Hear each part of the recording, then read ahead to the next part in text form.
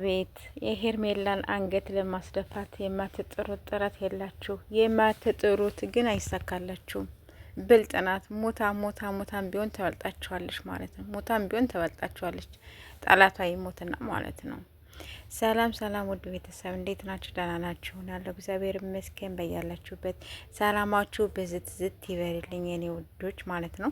እንግዲህ ትናንትና በተሰራው ቪዲዮ በጣም አሪፍ ቪዲዮ ነው የተሰራው።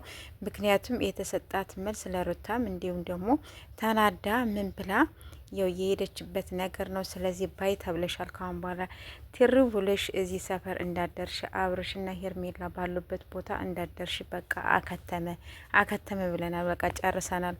ከህይወታችን ወጠሻል። እንኳን ከነሱ ይቀርና ከኛ ህይወት ራሱ ወጠሻል ብለን ነው የምናስበው ማለት ነው። በጣም ብዙዎቻችሁ እንግዲህ ሄርሜላንም ያንገራገራችኋት ከቤት ዳሪ እንዳትወጣ ከቤትም እንዳትወጣ እያደረጋችሁን ያላችሁና ስለዚህ ብትተዋት ይሻላል ነው የምንለው ማለት ነው። ተዋት፣ ተፋቷት። ልጅቷ እንደፈለጓት እንቀሳቀስ፣ በፈለገችበት ቦታ ትሄድ፣ ትራመድ። እንዴ እስከ መቼ ድረስ ነው አንገቷን እናንተ አስደፍታችሁ ምን ብላችሁ እናንተ የራሳችሁን እንትን በፈለጋችሁበት ቦታ እየዞራችሁ ምን እያላችሁ እሷን ቤት ማዘጋት፣ መውጣት አልቻለች፣ ምን ማለት አልቻለች። ስለዚህ ተዋት፣ ተፋቷት ነው የምላችሁ ማለት ነው።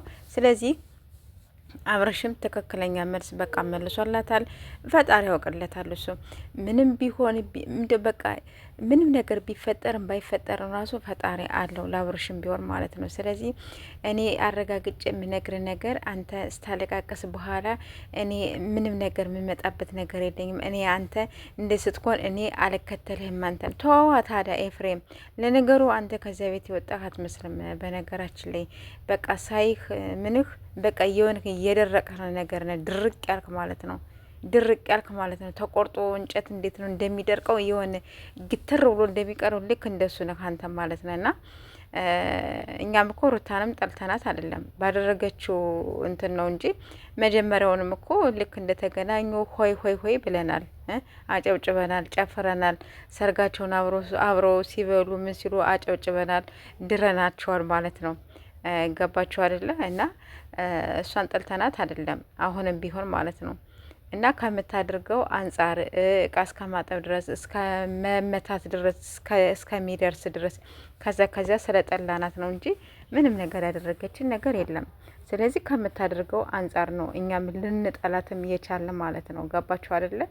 ስለዚህ አንዴ በሶስት ቀን ጌም ተጫወቱብህ፣ አንዴ ምን አልኩብህ ስትል የነበረ ገባችሁ አይደለ? ከዚህ አንጻር ነው እንጂ ምንም አላደረገችንም ጋይስ። ለማንኛውም የሚመቻችሁ ስትገቡ በላይክ ግቡ ውዶች።